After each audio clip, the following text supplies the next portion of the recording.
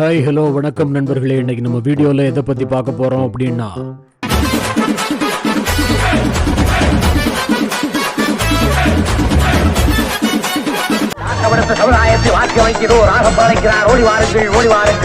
எனக்கு ஹிந்தி தெரியாது, ஆனால் அந்த வீடியோவை பார்க்கும்போது ஒரு விஷயம் மட்டும் நல்லா புரியுது. மோடியும் அமித்ஷாவும் நல்லா கதறிட்டு இருக்காங்க. யாராவது ஹிந்தி தெரிஞ்சவங்க டிரான்ஸ்லேட் பண்ணி கமெண்ட் பண்ணுங்க மக்கா. एक चाय वाला, एक चाय वाला, एक चाय वाला, एक चाय वाला, एक चाय वाला, एक चाय वाला इस लोकतंत्र के अंदर एक वोट के अधिकार से सीधा चाय वाले से प्रधानमंत्री बन जाता है। उस वोटर आईडी कार्ड की कोई अहमियत नहीं। क्या बात करते हो आप? मेरी तरफ उंगली ना करें, मेरी तरफ उंगली ना करें। सारे प्रिविलेज का मामला है। दाढ़ी पार कौन है? दाढ़ी पार कौन है? दाढ़ी पार कौन है? चाय वाला कौन है? दाढ़ी पार कौन है? दाढ़ी पार कौन है? चाय वाला कौन है? मैंने कुछ नहीं कहा, मैंने किसी का नाम भी नहीं लिया। आप क्यों इतना आग बबूला हो रहे हैं? इतना आग बबूला क्यों हो रहे हैं? इतनी गर्माहट क्यों? इतनी गर्माहट क्यों? क्यों इतनी मिर्ची लग गई? क्यों इतनी मिर्ची लग गई? आपको इतनी दिक्कत क्या हो गई? आपको इतनी परेशानी क्या हो गई? मैंने तो किसी का नाम भी नहीं लिया, मैंने किसी दल का नाम नहीं।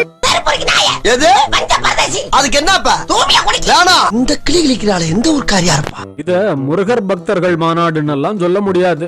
போலி முருக பக்தர்கள் நடத்தும் பிராடுகள் மாநாடு அப்படின்னு தான் சொல்லி ஆகணுமா. பொதுமக்கள் எல்லாம் கொந்தளிக்கிறாங்க. முருக பக்த மாநாடுன்னு சொல்ல முடியாது. இது ஒரு போலி முருக பக்த மாநாடு, ஃப்ராடுகள் நடத்துற ஒரு மாநாடு தான் சொல்லணும். ஏன்னா இப்ப முருக பக்தி இருக்குன்னு வச்சுக்கோங்களேன், அவங்க போய் மாநாடு நடத்தணும் அவசியம் கிடையாது. இல்ல இவங்க சொல்லியிருக்கக்கூடிய முழக்கம் இருக்கு இல்லையா, ரொம்ப முக்கியமான விஷயம். குன்றம் காப்போம் அப்படிங்கிறாங்க, மலையை காப்போம்னு சொல்றாங்க. குன்றத்தை யார்கிட்ட காப்பாற்ற போறாங்க, இல்ல மலையை யார்கிட்ட காப்பாற்ற போறாங்க, அது ரொம்ப முக்கியமான விஷயம். அப்ப ஏற்கனவே அங்க இருக்கக்கூடிய திருப்பரங்குன்றம் பிரச்சனை இருக்கு இல்லையா, அது இதை இணைச்சு பார்க்கணும் அப்படின்னு நாங்க நினைக்கிறோம். பாஜகவுக்கும் முருகருக்கும் சம்பந்தமே கிடையாது. அது முருகர் தமிழ் கடவுள். வட மாநிலங்களை எப்படி மத கலவரத்தை தூண்டி இஸ்லாமியர்கள் மீதான ஒரு வன்முறை நிகழ்த்தி பல படுகொலைகளை செய்து அதன் மூலம் ஆட்சிக்கு அதிகாரத்துக்கு வரும்னு சொல்லி முயற்சி பண்ணிட்டு இருக்காங்க. அதே பார்முலாவை தமிழ்நாட்டிலையும் பண்ணணும்னு சொல்லி முயற்சி பண்ணிட்டு இருக்காங்க இந்து முன்னணி, பாஜக, RSS போன்ற சங் பரிவார் கும்பல். ஏற்கனவே அந்த சிக்கந்தர் மலையில ஆடு வெட்டக்கூடாது அப்படின்றத 100 ஆண்டு காலமா அங்க ஒரு பழக்க வழக்கம் இருக்கிறத, அங்கே இஸ்லாமியர்கள் இந்துக்கள் எல்லாம் ஒத்துமையாக அந்த இடத்துல அப்படி ஒரு பிரச்சனையை உருவாக்கி ஒரு கலவரத்தை தூண்டுற மாதிரி பெரிய ஒரு பிரச்சனையை உருவாக்குனாங்க. அதனால அவங்க கையில் எடுக்கிற ஆயுதம் பார்த்தீங்கன்னா முருகனுக்கு அவங்களுக்கு எந்த சம்மந்தம் கிடையாது. போகாத ஊருக்கு வழி தேடுற மாதிரி இன்னைக்கு முருகனை கையில் எடுத்துக்கிட்டு எப்படியாவது தமிழ்நாட்டில் குதிச்சியாவது ஏதாவது தத்தி தடைவாவது ஒரு கலவரத்தை பண்ணி இங்கே ஒரு பெரிய வன்முறையை பண்ணி படுகொலைகளை பண்ணி அது மூலம் இந்து பக்தியை உருவாக்கி ஆட்சி பிடிச்சிடலாமான்னு சொல்லி முயற்சி பண்றாங்க. அது தமிழ்நாட்டில் நடக்காது. அவங்க மூக்குடைஞ்சு தான் போவாங்க. பாவங்க அந்த அடிமைங்க. கையாலாகாத பழனிசாமியை நம்பி கடைசி வர தியானம் பண்ணிட்டே இருக்க வேண்டியதுதான், இலவு காத்த கிளி போல.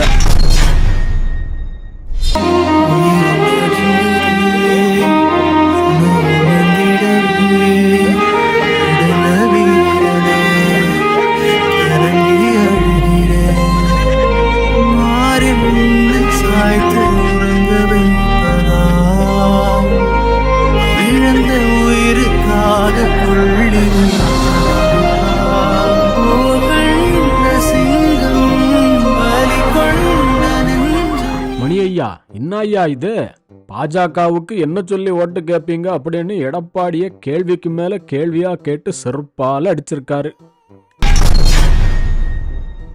வக்ஃபு சட்டத்தை எடுத்து நீங்க அசம்பிளிலையும் ஓட்டு போட்டீங்க, பார்லிமெண்ட்லயும் ஓட்டு போட்டீங்க. பாமக அசம்பிளில ஓட்டு போட்டு அங்க போய் வாக் அவுட் பண்ணிட்டான். சரி, அவங்கள விடுங்க, அது சின்ன கட்சி. பெரிய கட்சி அதிமுக தானே. எல்லா பிரச்சனையும் உங்களுக்கு பிஜேபியோட நேர் எதிர் ஸ்டாண்டு தானங்க. இந்த 1.5 வருஷம் பிஜேபி ஏற்றி எவ்வளவு பேசுனீங்க. இப்ப எதை சொல்லி பிஜேபி ஓட்டு கேட்பீங்க? அதிமுக காரர்கள் சொல்லுங்க. அதிமுக நண்பர்களை நான் கேட்கிறேன், எதை சொல்லி நீங்க மக்கள் கிட்ட போய் பிஜேபிக்கு ஓட்டு போடுன்னு கேட்பீங்க? எல்லா பிரச்சனைகளும் தமிழ்நாட்டு மக்களுடைய கருத்து, தமிழ்நாட்டினுடைய அனைத்து கட்சிகளோட பெரும்பாலான கட்சிகளோட கருத்து ஒரு பக்கத்திலையும் பிஜேபிக்கு ஒரு பக்கத்திலையும் இருக்கும்போது நீங்களும் திமுக பக்கம் தான் நின்னீங்க. இன்னைக்கு எப்படி போய் நீங்க பிஜேபியோட கூட்டணி சேர்ந்து, நான் கேட்கிற ஒரே கேள்வி, எதை சொல்லி ஓட்டு கேட்பீங்க? முதல்ல இந்த கூட்டணி கீழே ஜெல்லாவதான்றது ஒரு பெரிய விஷயம். தொண்டர்கள் 2 பேரும் ஒன்னா சேர்ந்து வேலை செய்வாங்களான்றது, எல்லா விஷயத்திலும் முரண்பாடை வச்சுட்டு எப்படி போய் ஓட்டு கேட்பீங்க? ஒருத்தன் தான் சங்கி அப்படிங்கறத வெளியில சொல்ல எவ்வளவு கூச்சப்படுறான் பாருங்க. சங்கி அப்படின்னா அசிங்கம்னு அவனுங்களுக்கே தெரிஞ்சிருக்குது. ஐயோ ஐயோ. உங்க வீட்ல யாரெல்லாம் அரசியல் பேசுவீங்க அம்மா அப்பா கிட்ட? நீங்க பேசுவீங்களா ப்ரோ? என்னன்னு பேசுவீங்க? ஏதாவது பேசினா சண்டை தான் ப்ரோ. ஒரு டிஎம்கே ஏடிஎம்கே சண்டை தான் வரும். ஓகே. யாரு டிஎம்கே யாரு ஏடிஎம்கே? வீட்ல வந்து அவங்க வந்து ஏடிஎம்கே, நமக்கு வந்து எதுவுமே கிடையாது. நீங்க எதுவுமே கிடையாது. எந்த இதோட ஃபேவர் கிடையாது. யாருக்கும் ஃபேவர் கிடையாது. இப்ப என்ன இது கை தூக்குனது எதுக்கு தூக்குன? அப்போ அரசியல் பேசி புடிங்கிருவேன் தானடா கை தூக்குன. என்ன பேசுன? ஒருவேளை நான் பிஜேபி சப்போர்ட் பண்ணி பேசினா அவங்க டிஎம்கே சப்போர்ட், அந்த மாதிரி மாறி மாறி சண்டை வரும். அப்புறம் சங்கின்னு சொல்லக்கூடாது. என்ன சொன்னாரு நீங்க? இப்ப நான் வந்து பிஜேபி சப்போர்ட் பண்ணி பேசினா அவங்க வந்து அத சொல்லுடா நீங்க. நான் இல்ல ப்ரோ, நான் வந்துட்டு எந்த எது சப்போர்ட் இல்ல ப்ரோ. உங்க பேர் என்ன? Fire association. அதான் ப்ரோ, நான் டெஃபினட்டா யாரையும் சப்போர்ட் பண்ணல ப்ரோ நானு. Okay, give me 3 reasons why you support BJP. எனக்கு பர்சனலி அவங்களோட இது பிடிக்கும். அவங்களோட ஆட்டிடியூட், அவங்களோட ஸ்பீச் பிடிக்கும். அவங்களோட ஸ்பீச் பிடிக்கும்.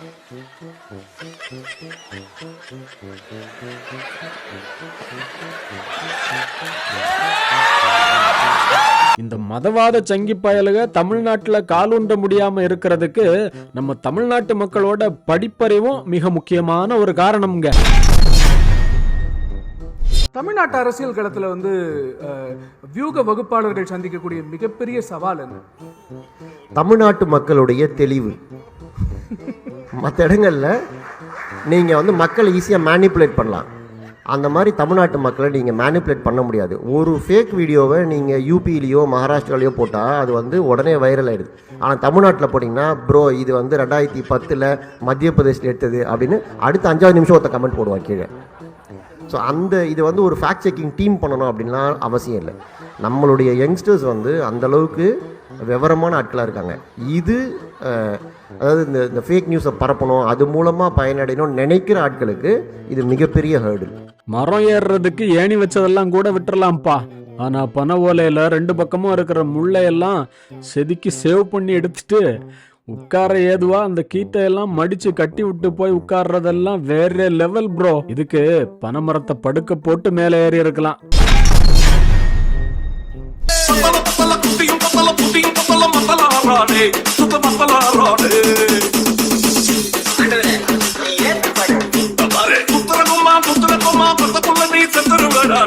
நீ முத்தா கொண்டாதே.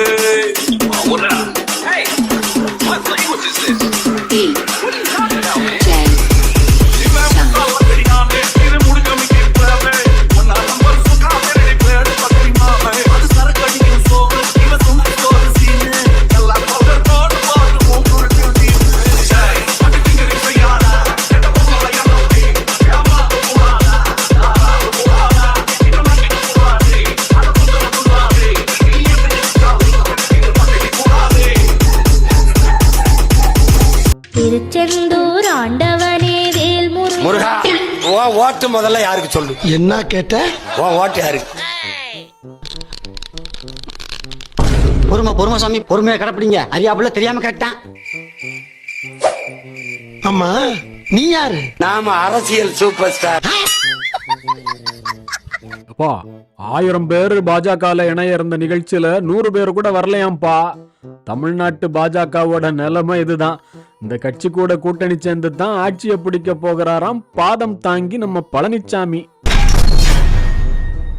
விக்னேஷ், ஆயிரக்கணக்கானோர் இணைவார்கள் என்று சொல்லப்பட்ட நிலையில சொற்ப நபர்களே அங்கு வந்திருக்கிறார்கள். நிலவரம் என்னவாக இருக்கிறதுங்க? நிச்சயமாக ஆசிரியர், அதாவது இன்று ராமநாதபுரம் மன்னர் இளைய மன்னர் ஆதித்யா சேதுபதி ராஜா தலைமையில் சுமார் 1000க்கும் மேற்பட்ட இளைஞர்கள் பாஜகவில் இணையும் நிகழ்ச்சி நடைபெறும் என கூறப்பட்டிருந்த நிலையில் அதிக அளவு நாற்காலிகள் அமைக்கப்பட்டு அதில் பலத்த காற்றின் மூலம் காற்றில் பறக்கக்கூடிய காட்சிகளும் நாம் தற்போது பார்த்து வருகிறோம்.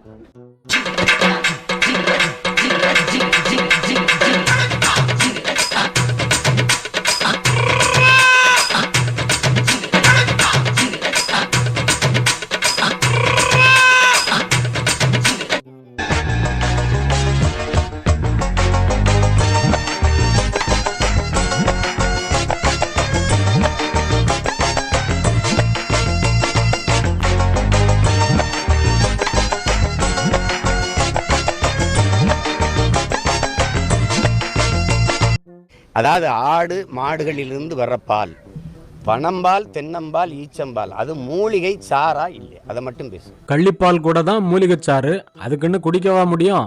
என்ன பாஸ்? இயற்கையின் அருங்கொடை கல் என்பது, அது ஏன் நீங்க கல்னா ஒரு கொச்சை வார்த்தையா இருக்கு? மூலிகை சாறு, பனம்பால்னு சொல்லு. தென்னம்பால் என் தாயின் மார்ல பால், பசும்பால், எருமப்பால், ஆட்டுப்பால், பனம்பால், தென்னம்பால். நீ கல்னு சொன்னா பிரச்சனை. பால், பனம்பால், தென்னம்பால், பனம்பால் அப்படின்னு சொல்லி பாரு, அது உணவு தானே. அப்படியா? கல்லு உணவா? சரி, அப்போ ஒரு மேடை போட்டு அந்த போராட்டத்துல உன் பையன் அமெரிக்கன் இன்டர்நேஷனல் ஸ்கூல்ல படிக்கிறான்ல, அவனை கூட்டுவா. அப்புறம் இன்னொரு பையன் இருக்கான்ல, சின்ன பையன், அவனையும் கூட்டுவா. அப்புறம் பொண்டாட்டிகளையும் கூட்டுவா. கூட்டு வந்து என்ன பாக்குற? ஒண்ணு இல்ல, கரெக்ட் தானே? கரெக்ட் தானே? நான் எந்த வார்த்தையும் நிதானம் இல்லாம எந்த வார்த்தையும் கூப்பிட்டு வந்து எல்லாருக்கும் ஆளுக்கு ஒரு 1/2 லிட்டர் கல்லு உணவின் ஒரு அங்கம்டா, சாப்பிடுறா அப்படின்னு கூப்பிட்டு வந்து உன் பொண்டாட்டி பிள்ளைகளுக்கு ஊத்தி கொடுத்து குடிக்க வச்சிருந்தாக்கா சூப்பர். அண்ணன் தமிழரின் என்னது? தமிழர் கல் என்பது தமிழர் பண்பாடு, பண்பாடு, தமிழர் மரபு, தமிழர் மரபு.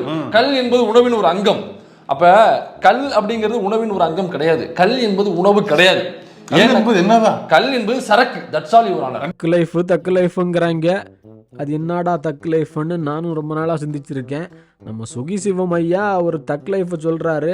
அந்த தக் லைஃபுக்கு சொந்தக்காரரு நம்ம கலைஞர் ஐயாவாம். அவரே சொல்றாரு என்னன்னு கேளுங்க. இந்த கோயில்ல தேவதாசி முறைன்னு ஒண்ணு இருந்தது இல்லையா? இதை எல்லாரும் என்னமோ கண்டிச்சு பேசுறீங்களே, இது ஒரு கலாச்சார பாரம்பரியத்தினுடைய ஒரு பகுதி தானே, இதை இப்படி எல்லாம் பேச வேண்டிய அவசியம் இல்லைன்னு ரொம்ப வித்தியாசமான பார்வையில தான் எழுதுவதா ஒரு பெண் எழுத்தாளர் கட்டுரை எழுதிட்டார். இந்த கட்டுரைக்கு பெரிய பதிலோ கடுமையான விமர்சனமோ கலைஞர் சொல்லல. ஒரே ஒரு வார்த்தை எழுதினார், பதில் எழுதினார். இந்த வார்த்தைக்கு அதை கேட்டுட்டு அந்த எழுத்தாளர் துடிதுடித்து போய் மன்னிப்பு கேட்டார். என்ன வார்த்தை எழுதினார் தெரியுங்களா? அந்த கட்டுரை மிக நன்றாக இருந்தது, ஒரு தேவதாசியை எழுதியதை போல் இருந்தது. அந்த அம்மா கதி கலங்கிட்டாங்க. நான் எவ்வளவு பெரிய தவறு பண்ணிட்டேன் அப்படிங்கறத அவங்க புரிஞ்சாங்க. ஏன் இந்த வார்த்தை அவங்களை காயப்படுத்தணும்னு கேட்டாரு. நான் உங்களை பாராட்டி தானே சொல்றேன், அப்ப இந்த வார்த்தை ஏன் உங்களை காயப்படுத்துது? அப்ப அது மாற்றம் தேவைன்னு நாங்க சொன்னது சரிதான் புரிஞ்சு போச்சா இல்லையா? அந்த வார்த்தையை உங்களால தாங்க முடியல அப்படி. பிறகு அவர்கள் அதை கண்டித்து ஒரு நாவல் எழுதினார்கள். எதுக்கு சொல்ல வர? ஒரு வரியில், ஒரு சொல்லில், தன் பேனாவின் ஒரு எழுத்தில் ஒரு மனிதனை அவனுடைய துன்பத்தின் எல்லைக்கு கொண்டு போகக்கூடிய அளவுக்கு வலிமையான சொல்லாற்றல் அவரிடத்தில் இருந்த ஒரு மிகப்பெரிய ஆச்சரியம்.